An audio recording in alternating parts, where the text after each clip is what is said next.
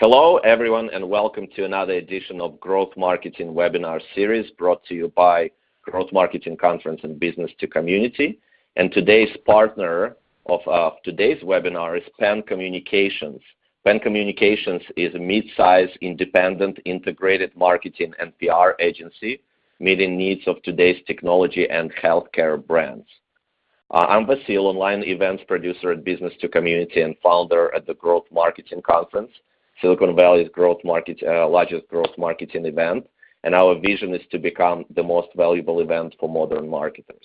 A few housekeeping reminders before I introduce our speaker today. This presentation is being recorded, and it will be available on demand within 48 hours. We will also be sending a PowerPoint deck so you can review it on your own time.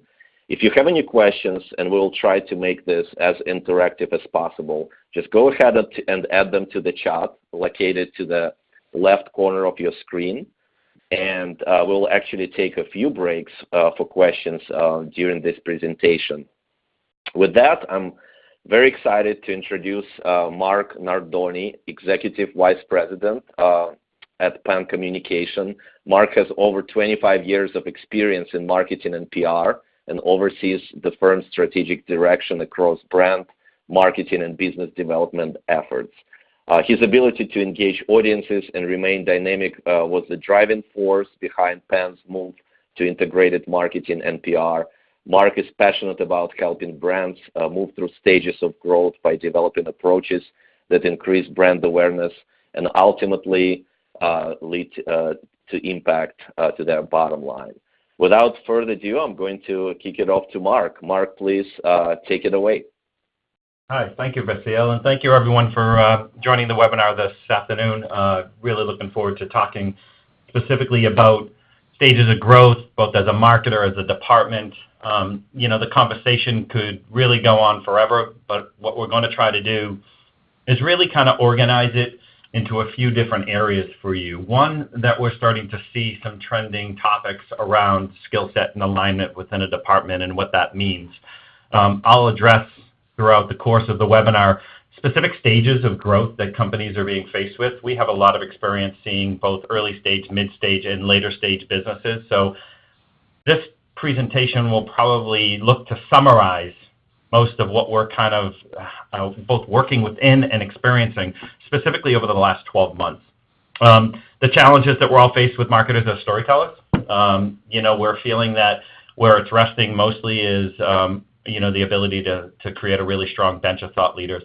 And then also the voice of the customer really becoming prominent. And what that means as you start to build your narrative and start to think about your expansion both in your department as well as within your overall marketing and awareness programs. And then we'll kind of conclude the webinar specifically around some measurement.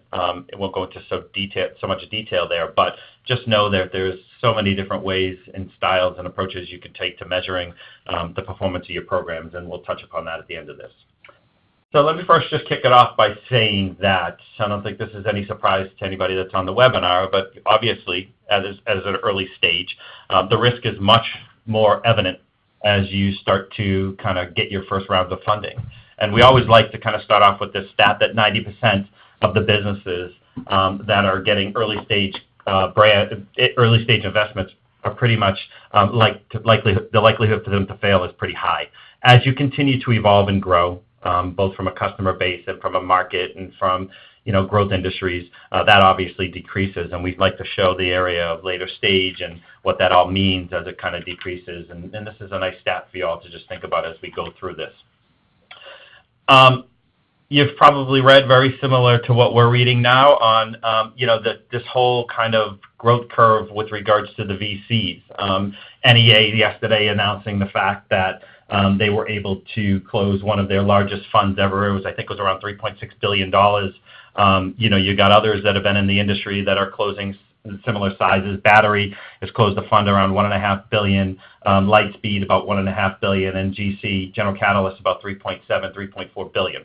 What I like about this is it's a trend, both with everyone that I just mentioned, that they're also coming a little bit further downstream, and they're starting to get more involved in the early stage businesses, and they want to stay with them and grow with them. And that presents a really great opportunity for brands. because the average deal that they're being invested is growing as well, but the funds are there for them to not only kind of go after the super giant deals, but mainly look at those 10, 15, $20 million early stage funding deals that can kind of help really take the marketing team to a new level. So what we'll address here is, what does that all mean for you? It's like you've got this now fresh round of funding, or you're looking to get that fresh round of funding, and you're presented with some really great opportunity, but also you're presented with some really, really interesting expectations from your founding team and from your executive team. First and foremost, we get into more of the alignment of teams and departments within the skill set. Obviously, as the funding comes in, you've got to now challenge yourselves to think a little bit differently here. Brands are growing, and customers are moving at a really, really rapid pace. That puts a lot of pressure on marketing teams.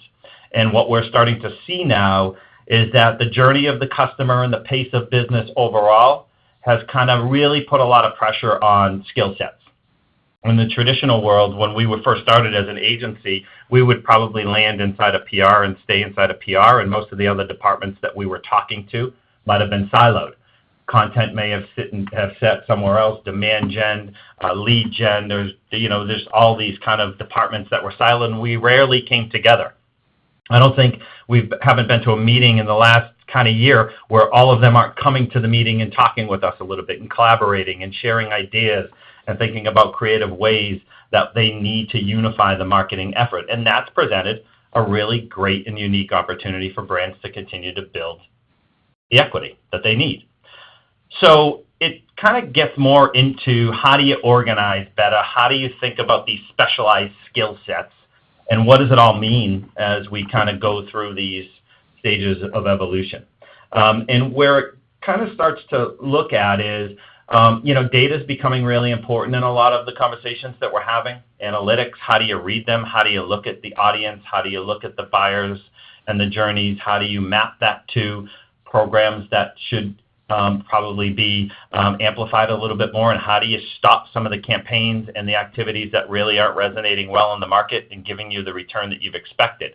And the fact that we have all these tools at our fingertips now allows us to be really modern and nimble in the way that we market. But it also means that it no longer just rests on a single marketer, that these teams are all coming together and thinking collectively about, how do you tell a story? How do you build a story? How do you move that story into the market? How do you think about it across channels, whether it's social, whether it's earned media, whether it's your owned properties, whether it's a paid strategy? And the fact that that level of interaction is all happening kind of on a monthly, if not quarterly basis, is really, really a positive sign. And it all starts pretty much with the fact that these investments that are coming into the company, these investors are recognizing the fact that the brand equity has to move at a much quicker pace to the industry. And it's kind of, it's looking at some nice, good opportunities out there moving forward. So that's kind of one of the key areas that we look at there. And then also, from a fueling of the growth, we take a quick snapshot of what's happening with the executive bench and thought leaders. And, what are some of the assets that you have to work with, and how do you think about moving that through the specialized skills that you're looking to grow? Does an individual within the marketing team run with just the thought leadership platform, or does that spread across the thought leadership platform, and does it look inside of these vertical segments or horizontal business problems or issues that you're looking to solve together? So let me pause and see if there's any specific questions on one of the biggest challenges we're seeing out there, which is the department and the skill set. Great. And while we're waiting for questions, just to set the stage to the conversation around this topic, let's review a couple of case studies, one for the early stage company and another one for more mid-sized company, which I think perfectly represents our audience today. So let's start with an early stage company. Let's say it's a company got to a product market fit, they raised Series A, and now it's time to really fuel the growth with marketing. How do you suggest looking at your first marketing hire? What a founder should consider while making this hire first? Well, one of the things that we're seeing is that it doesn't necessarily have to start off with the top of the the top of the ladder on this as a CMO. What we're seeing is sometimes founders at an early stage will maybe look to a director of marketing or specifically a VP of marketing. But they have to really understand that VP of marketing at that point of their evolution has to be really hands-on. They've got to be able to think strategically but act tactically because they're sure they're going to have an agency model at that time that may integrate, or they may start to think about other skills that they want to build out. But that VP of marketing has to be definitely more involved and hands-on. As you continue to kind of evolve and grow, content marketers are probably, if not 1A, 1B in the way at which brands are starting to look to evolve and tell their story a little bit more succinctly and aggressively in the market. And so we're seeing, demand gen marketers being hired at a really, really good pace. They are strategic. They reach across a lot of different marketing disciplines, quite honestly, where they may just be in touch with doing webinars and a lot of the demand gen activities around trade shows and events. They understand social. They understand earned media. They can talk holistically really well. And they look forward to the challenge of integrating with some of the other traditional marketing activities that their colleagues or peers or agencies may be encompassing. So it's kind of like, it really depends on, like you said, Vasil, at the stage that you're at, what is and what does become some of the most important hires that you look at. I think content's starting to become more and more important as you continue to scale and grow mid-size. But at an early stage, if a VP of marketing is coming in, they are definitely relying on their agency partners to pick up the pace a little bit more on the content marketing side. So that hybrid approach kind of fits really well in both of those scenarios. The agency will probably take more responsibility on the earlier stage the business is at. Great, makes sense. And let's expand a little bit on the agency side. How do you know it's the right time to bring the agency on board? How do you know that the company is ready? And when you finally brought agency on board, how do you get yourself prepared that you integrate agency into your overall marketing mix efficiently? One of the first points of failure when an agency comes on board is if the internal brand doesn't have the resource to manage the agency. You have to be set up well.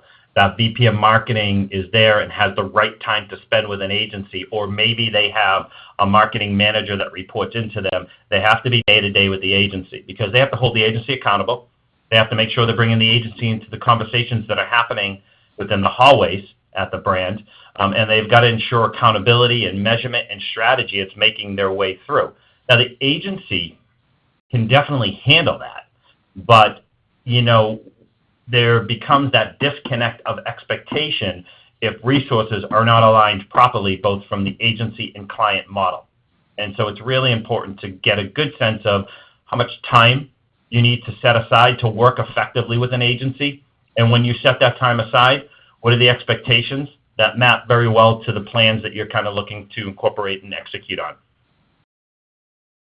Great. And yeah, just also to share from personal experience, I've seen that what is really important is the regular cadence of meetings and reporting with the agency.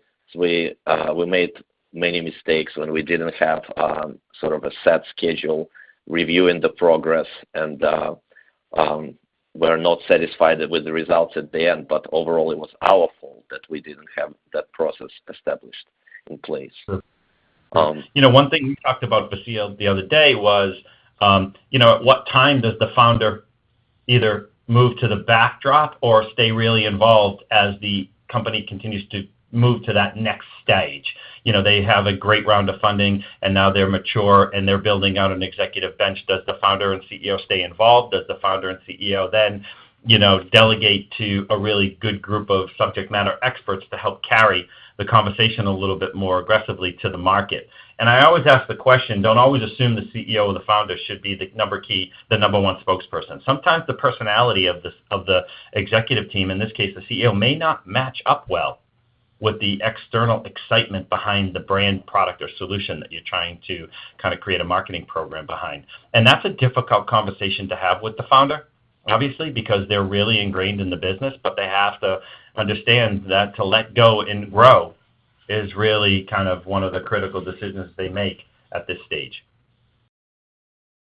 Great. Definitely, it makes sense. So I think it's a good segue into our second section of today's webinar about storytelling and positioning. Yeah, I think this now becomes natural, next step. You kind of move through your skill set and your alignment with what's happening within your team, and now it's time to really create what could be a compelling story out there in the market, and what does that mean, and what are some of the areas that you kind of focus on as you get to this. Some of the things that happen early on is departments and teams quickly move to developing personas. And although personas are extremely important, don't get me wrong, they shouldn't be, one of the areas that you develop within the first week of starting kind of this next stage of growth for your department and your brand. You have to kind of get back and assess like what's happening with the journey of the customer right now. What are the goals of the marketing team? Is it top of funnel? You need to kind of create a lot of awareness. And is it mainly lead gen? Are you looking to move and convert some of those leads down into a middle of funnel of activity? And what does that entail? Or are you looking mainly to impact middle of funnel down to close, and kind of what encompasses that within a storytelling and narrative program? And when I mention that, at each stage of the funnel starts to kind of look at a different style of content. Top of funnel may be news releases, maybe social media, blog posting, maybe awards, speaking opportunity programs. You start to get to the middle of funnel, and maybe the content becomes a little bit more premium. You're putting a little bit more time and investment behind that. It may be gated on your website, and you're now starting to think about what both an outbound and an inbound program looks like based on some of these key dynamics that you're studying within the buyer persona. And so when we get into this, it also starts to look at who's the audience that you're selling to and who's influencing that audience that you're selling to. And some of the greatest examples I can give are, you may be selling to a CMO, but that CMO is being influenced by their content marketing manager, their social media manager, their PR manager. They have a group and a really valued team where they come in and tell that, or at least have a voice in the decision of who they want to go with whatever brand or agency they may want to select. So in that case, that just means your content needs to adjust based on that specific persona. So the questions you start to ask yourself are, if you don't have a content marketing manager, who's doing it? And what's the role and responsibility look like? I talked earlier about that hybrid model. Where do you move with that? How are you managing the content? Most of our clients, quite honestly, are we're managing content through a Google Doc.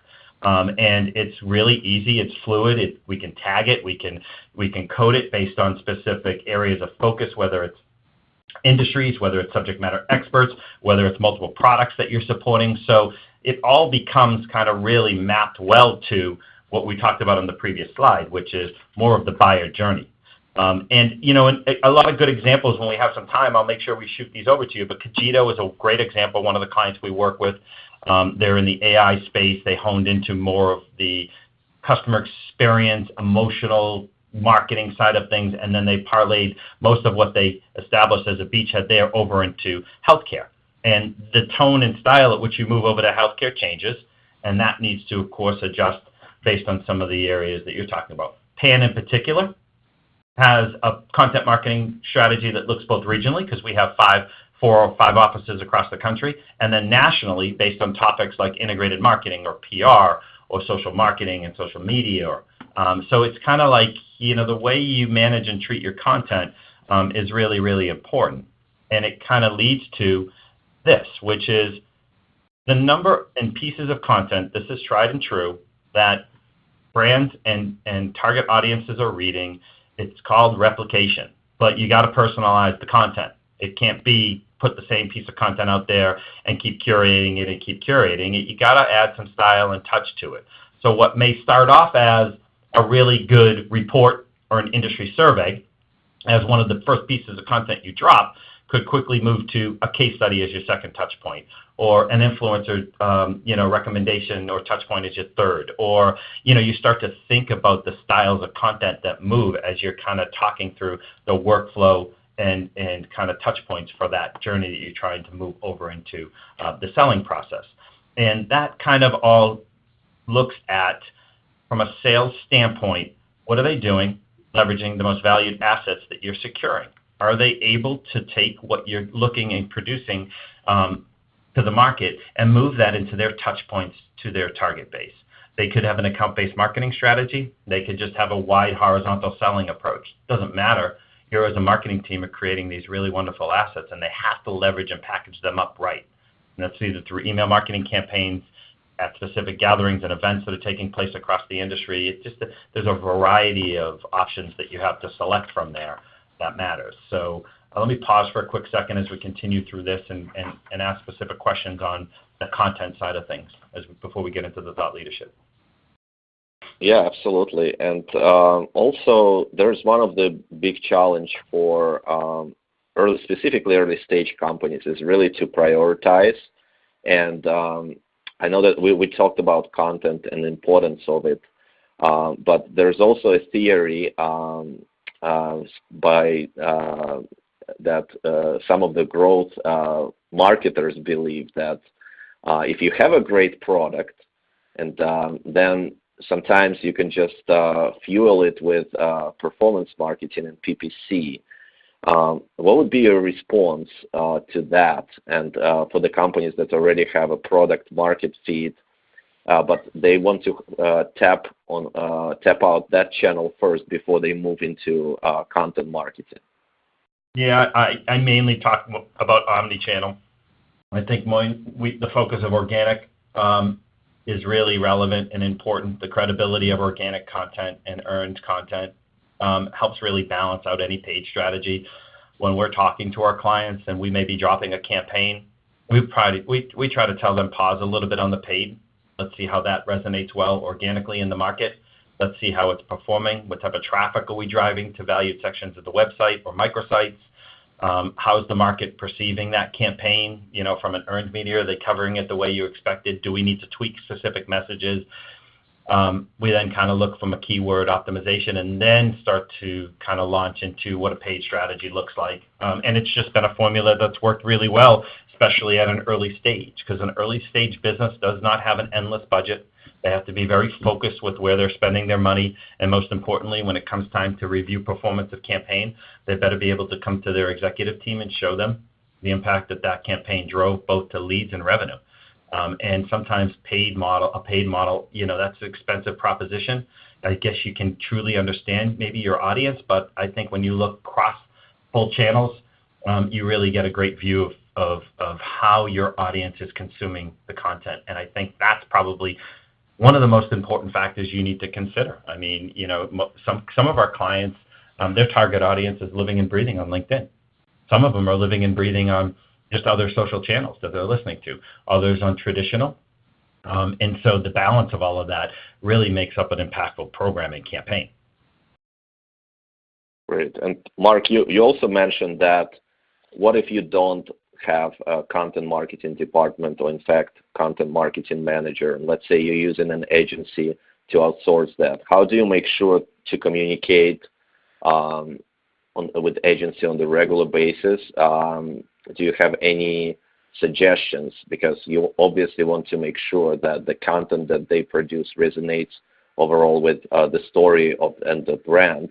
You cannot outsource it immediately, so you get some input either from founders or executive team on it to make sure that the content that is created truly aligned with brand. Any suggestions on how to make that process more efficient?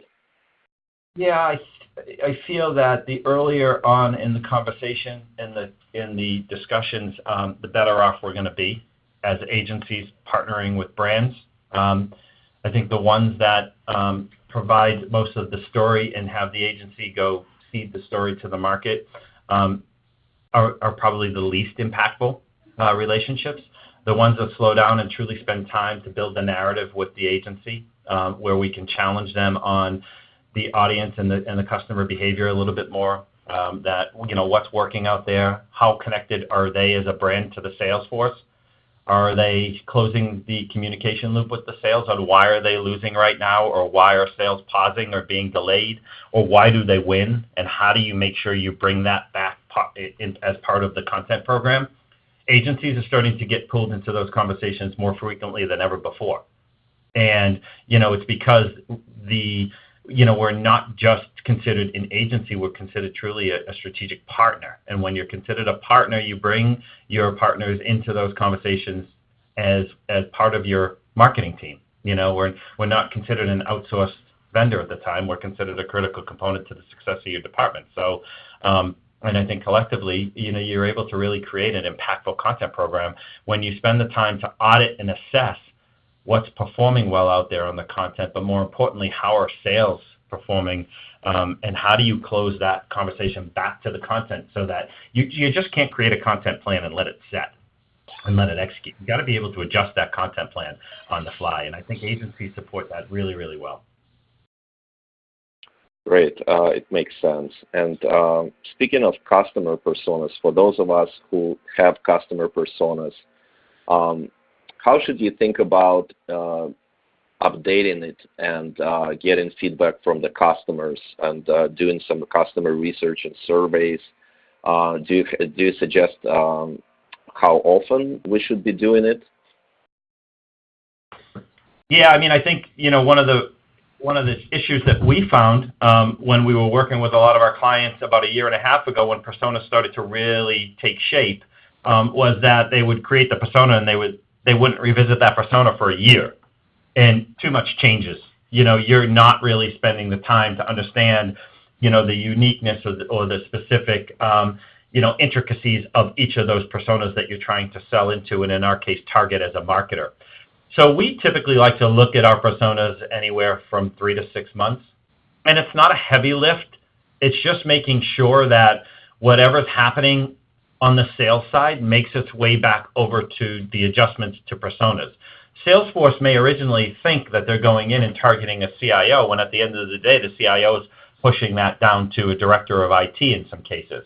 Well, we may have prioritized our personas to be 100% or 50% geared to a CIO and everywhere else, but you need to adjust that then.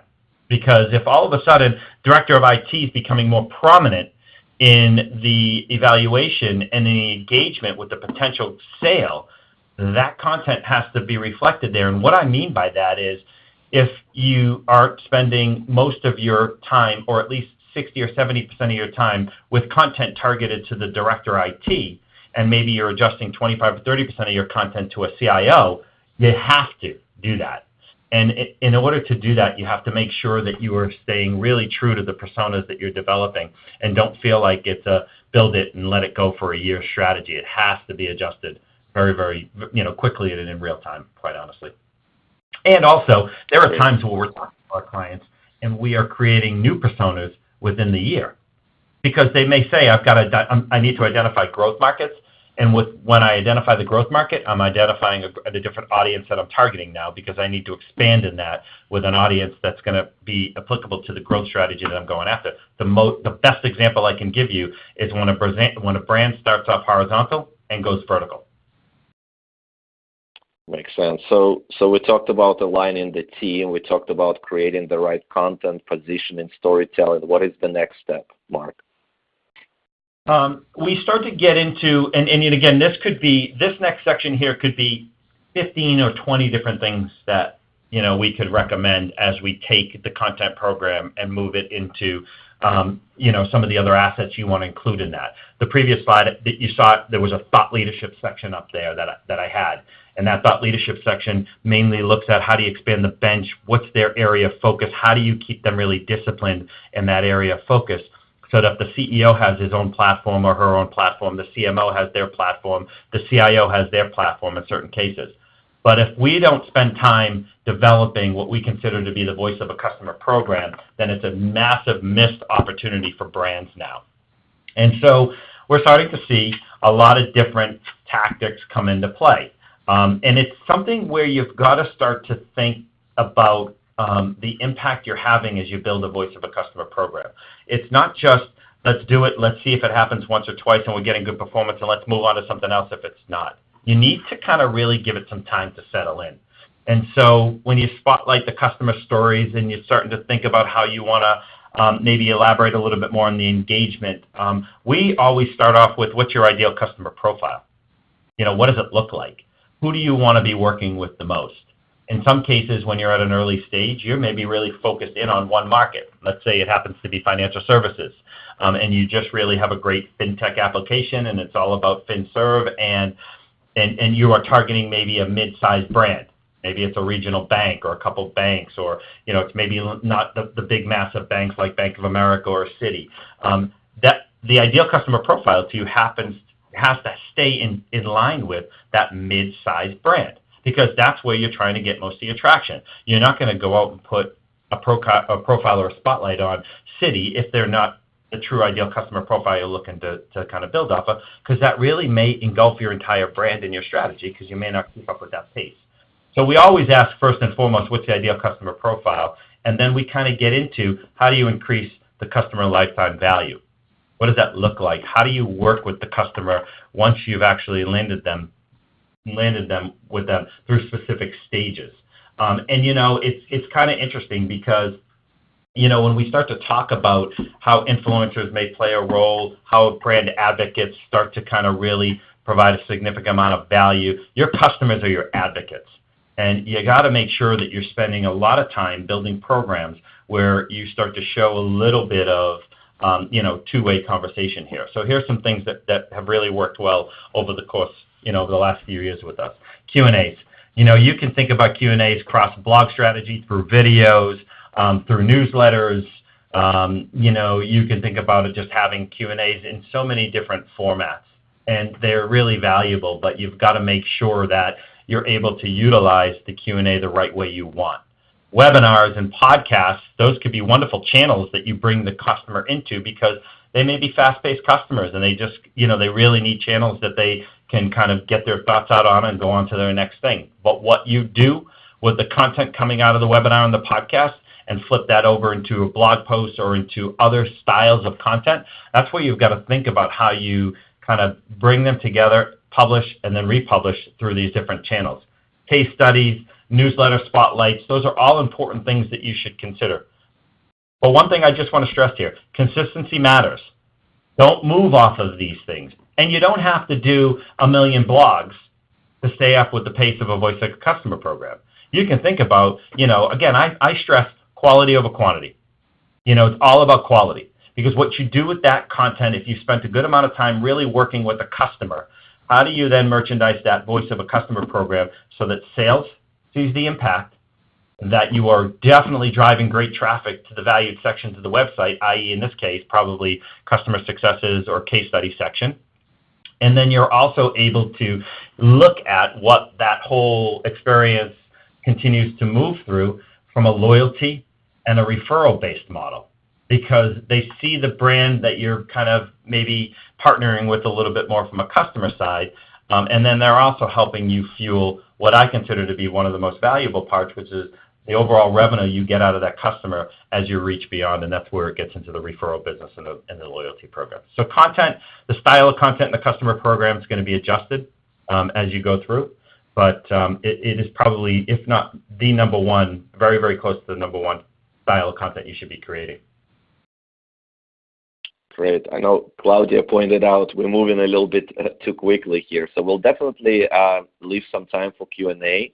For everybody who is joining us live right now, feel free to submit your questions, and we'll spend a little bit of time at the end of the webinar doing some Q&A as well. But speaking of content marketing and really incorporating the voice of your customer in your content, what do you think is there a role for in-person events, especially for B2B brands here? I see that you didn't actually add it here, but I'm curious, as I know that you're producing some events with PEN. We are also working on conferences. Do you have any experience or maybe tips for leveraging in-person events to grow your brand or business overall? Yeah, I mean, I kind of, when you look at the customer, you should also look at the customer in an omni-channel approach as well. Whether it's through your own properties, online, in a physical event. What we found to be, to your question, really impactful is, as you're working with the customer, where does that kind of engagement, I wouldn't say conclude, But kind of where does it all come together and you're enjoying yourself in a really impactful forum in person? We've found that, you know, I'm sure many of you on listening to the webinar have started to think about what an influencer relations strategy looks like. We've started to work with influencers where they come and they host dinners with our customers, with our clients. We kind of tee up 3 or 4 different topics. It becomes a really, really worthwhile event because we try to pick pain points that we know are pretty consistent across each customer. And we also try to look at best practices across the customers where we can share it in a pretty relaxed forum.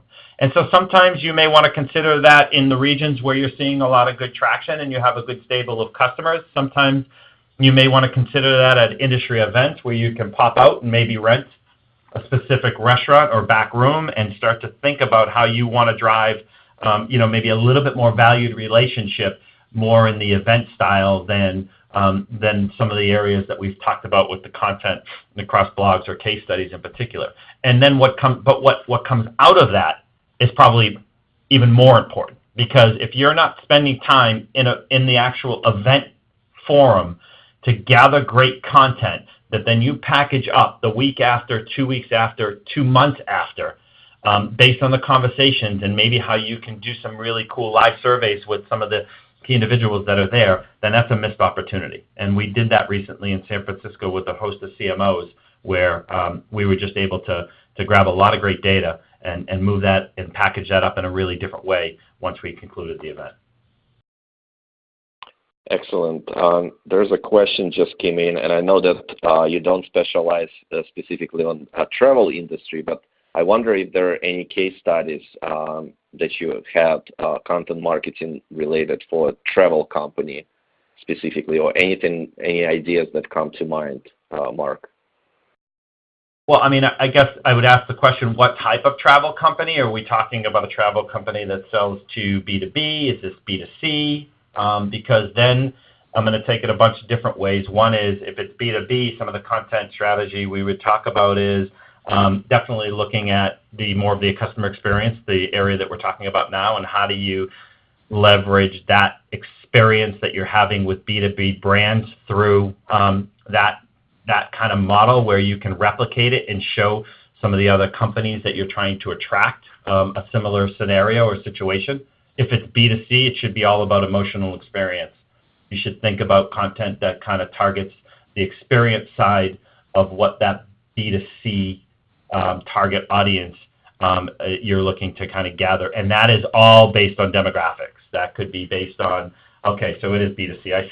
I see your question. So if it's B2C, it just targets some of the content you want to kind of consider may be driven by times of the year, seasonality content, demographics based on age. So if it's coming close to school vacations, you can think about school vacations, spring breaks. You can think about holiday and travel seasons. You can think about Memorial Day, Labor Day. There's a lot of different triggers of activities where you can start to think about personalizing the content so you can capitalize on kind of what are some of the driving factors where the head of household or some of the others that are looking to make their decision on travel next that may really resonate well. So think about event-driven, seasonal-driven activities or specific age, and I know, personally speaking, for my children, both of them are in college and they're at spring break, and I got my emails back in December that they wanted to go, one to Bimini, the other one's going over to another specific island, and that started 4 or 5 months ago.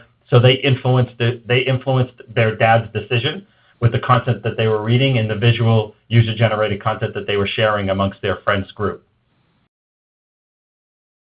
Great. Thanks for answering the question, Mark. Before we move to the final section of today's webinar, I wanted to get your take on account-based marketing in general and where the trend is heading currently. I know that you work with a lot of brands who utilize the strategy. How do you see the evolution of account marketing these days? At an early stage company, they're not focused mainly on account-based marketing. They're actually seeing where most of the campaign and demand gen activity is leading to specific brands and sales and prospects in general. And so at that time, they kind of sit back and they know they have a target they need to go after, but that target happens to be much broader because they have pressure underneath the investors and the board around getting some sales and making sure that the traction is moving in the right direction. But as they mature and as they move to a mid-stage, we are definitely seeing sales and marketing become far more aligned and strategic in targeting what used to be considered the named account strategy is now the new term account-based marketing. We like to call it account-based strategy. And we are spending a great amount of time in conversations around how do you take content and move it into an account-based marketing program.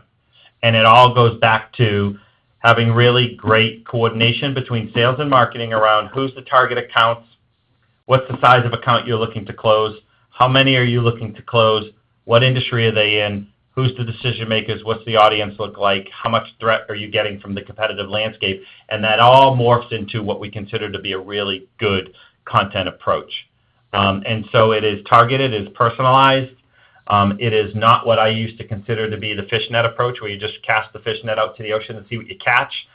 It is a longer sales cycle, but the end result is, you are going to hopefully anchor into the accounts that matter most to you, that you can package up for future sales. The way you will become measured on that approach is, did you increase the sales cycle closing an account-based marketing strategy before you started? If an account-based marketing strategy last year took 12 months and this year it's taking 6 months, well, then you've impacted the performance of that account-based marketing approach through really great content and marketing. Great. Thank you, Mark. So now, if you cannot measure it, obviously you cannot grow it. So the theme number 4 is a really important one. So why don't we go ahead and cover that part? Yeah, I think that what I always like to say when we get to this section is, no two measurement programs are the same. It is all based on both your business, your expectations from your executive team, and overall, what you're looking to accomplish with what you have to deal with. So it adjusts as you go from early stage to mid-stage to later stage. Performance on the later stage may be more global, maybe more lines of business that you're looking to kind of be measured off of from the marketing. Early stage could go back to just what we talked about earlier on, just cast the net and see what you can get with regards to awareness. But it all flows to, how do you look at the right level of performance based on what you're kind of including in your marketing program. Obviously, website analytics are key. You've got to take a look at what types of traffic's coming in, where is it coming in, how is it coming in, how long are they staying, are you decreasing bounce rate, are you increasing time on site, are the audiences going to the areas of the site that matter most to you with value, are they downloading great content, are they sharing that content, are they engaging with you in social.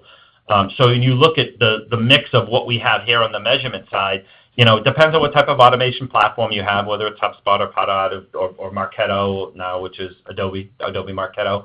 You've got to make sure that you're spending the time to at least align your measurement to where your business is headed. And if you don't, it's just more of a disconnect. In the traditional PR world, it's share of voice, it's awareness metrics, it's the number of analysts or influencers you may be targeting to engage with. So again, it's a variety across the board based on how you look to kind of measure. And it all goes down to data.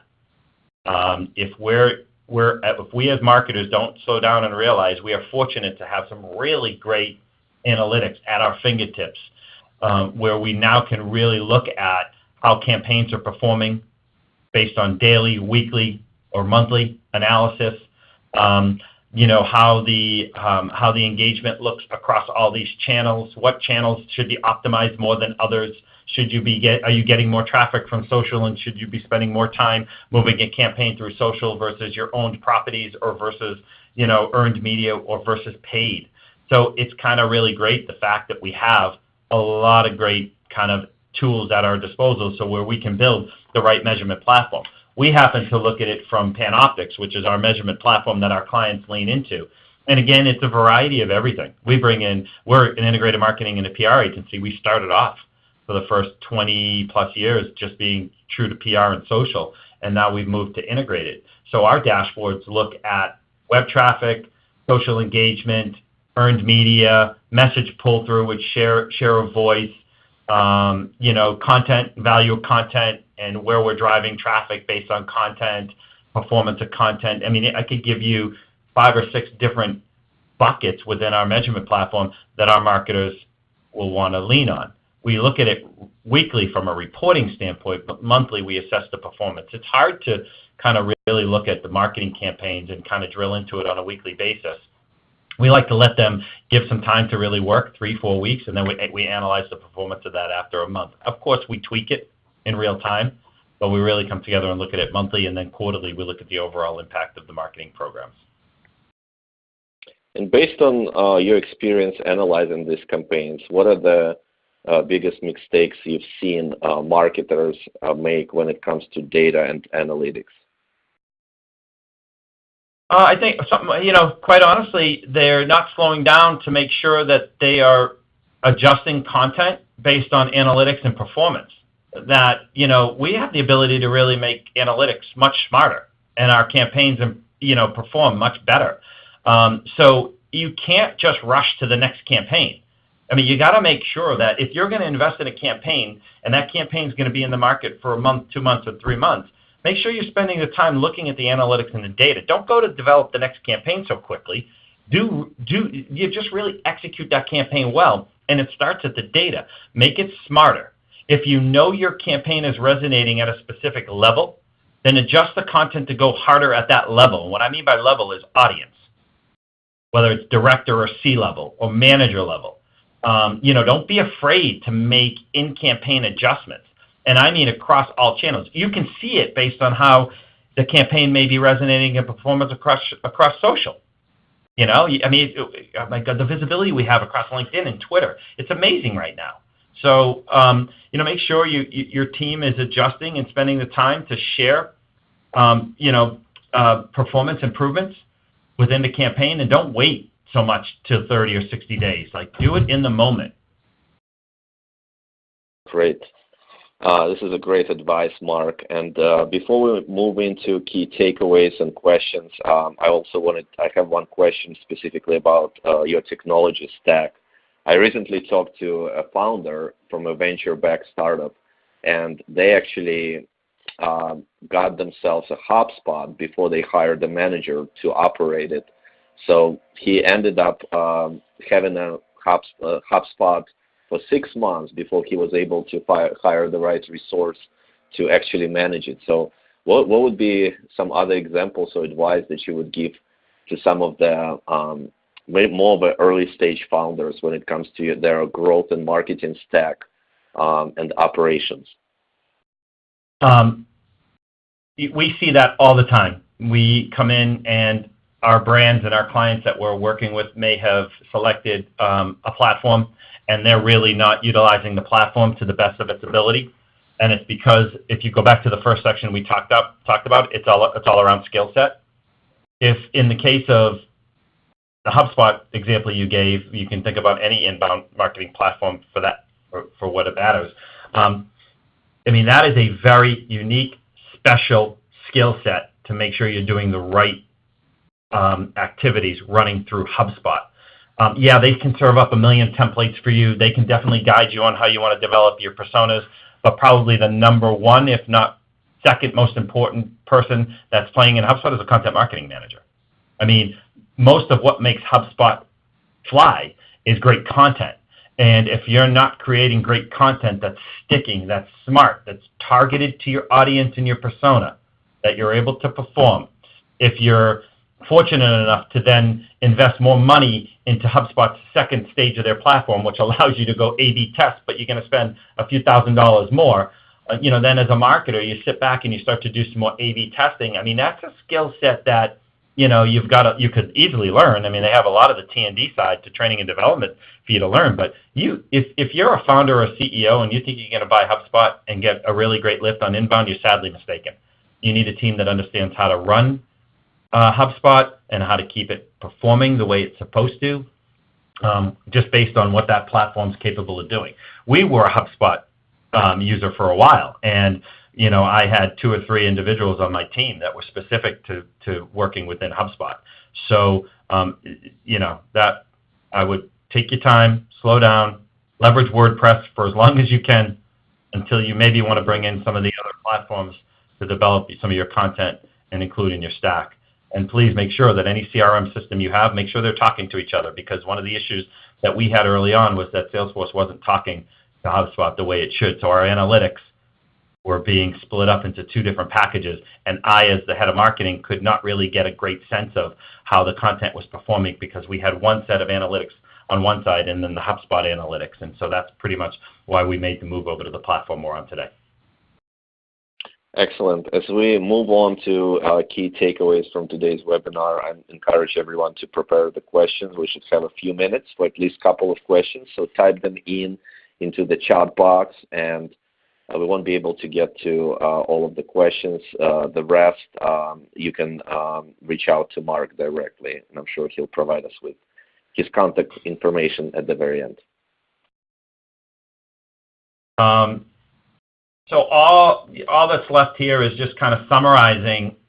I've really enjoyed the webinar. I hope everybody's enjoyed it and it's got some good information. Again, we can go on forever talking about these topics, but as the budget increases and your key performance indicators are starting to be identified, if you don't have the right team aligned to those KPIs to perform the way they're supposed to, then there's going to be an absolute disconnect in the execution inside of the program. So make sure that as you're able to expand your program and you expand your budgets, that you're also looking at challenging the skill set that you have to execute on what is considered to be more of a modern marketing program, analytics and community managers and demand gen and all the other great things that are happening in our industry today. From a content marketing standpoint, don't feel that pace is the #1 driving factor here. Make sure that you're spending the time to develop the right narrative and the right story, and that narrative and story aligns perfectly to the assets that you have to leverage, whether they are the thought leadership bench that we talked about, whether they are the voice of the customer program, whether they are other subject matters that we start to kind of align to, and do it at the pace that you can manage. One of the worst things that happens is you get out the gate, you create 10 or 12 pieces of content over the first quarter, and then you create 2 the next quarter, because it just tails off. So again, consistency, style and tone, and the pace of content going out there is really, really important. We talked a little bit about the voice of the customer program. Make sure you're spending time with them. I think one of the key takeaways here is spend time with sales, because if you're not closing the conversation loop with sales to understand the challenges they need to overcome, how do you move the challenges and opportunities that they're experiencing through a really good voice of a customer program, and then how do you show and teach sales how to leverage the assets you're creating from marketing on the voice of the customer? It's going to be a little bit of a missed opportunity. We talked a little bit about how data drives everything and the ability to have really great analytics. Again, you don't need to spend $200,000-$300,000 a year in analytics. There's a lot of premium analytics out there. GA happens to be probably one of the best. So that's Google Analytics. I mean, you can really do some great things if you're slowing down and looking closely at analytics. What we do at PAN, we spend time with our team on a monthly basis looking at keywords by market, by region, whether it's by audience or persona. It's just you got to make sure you're spending time on the data side. Don't set it and not look at it for another 6 months or a year. It's got to be in tune in the month that you're actually at. And then I'll also kind of give you a little sense of, you know what I'm going to do here, because I totally forgot to put in a bunch of my my contacts. So here's my email address, and here's my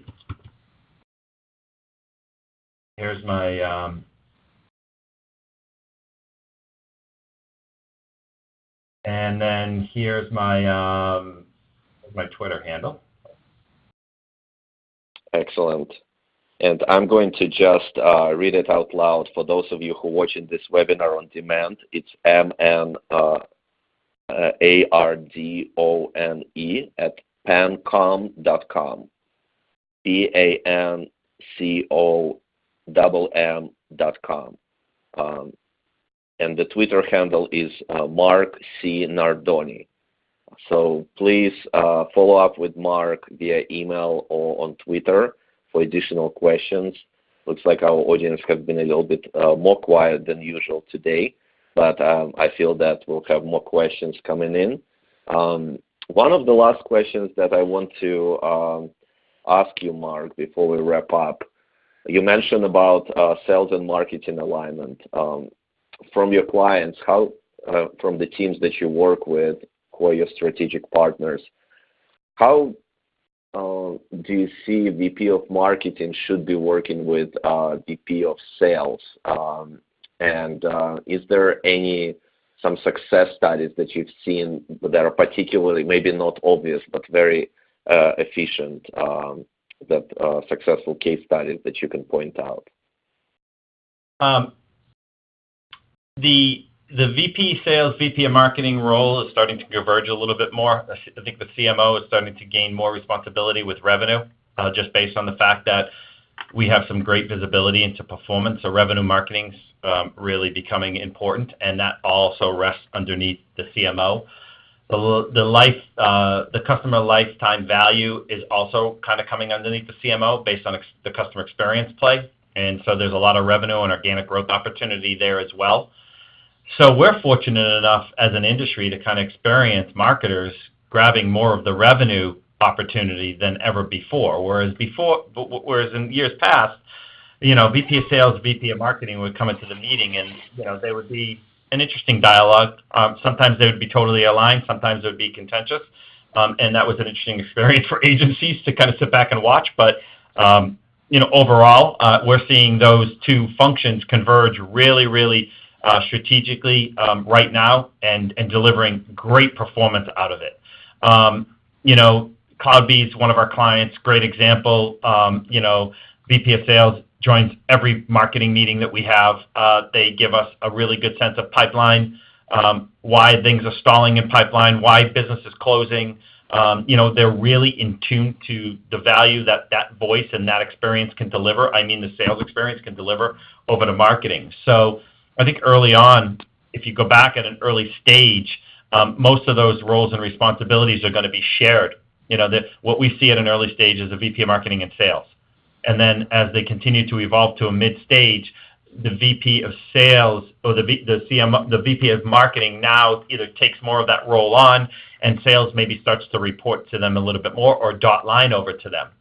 And, the early stage companies, it's more hands-on, so we're far more involved in sales at an early stage than maybe we would be at a later stage. Later stage, maybe sales comes in once a quarter, once every 6 months. Early stage, they're probably coming in 2 or 3 times a month to talk to us. Excellent. Well, thank you so much, Mark, for joining us today. I encourage everyone to download the NXT Stage Playbook. Here's the link on the deck. And we are looking forward to seeing you all at our future business to community and growth marketing webinars next week. Thanks, Mark. Thank you. Thank you, everyone.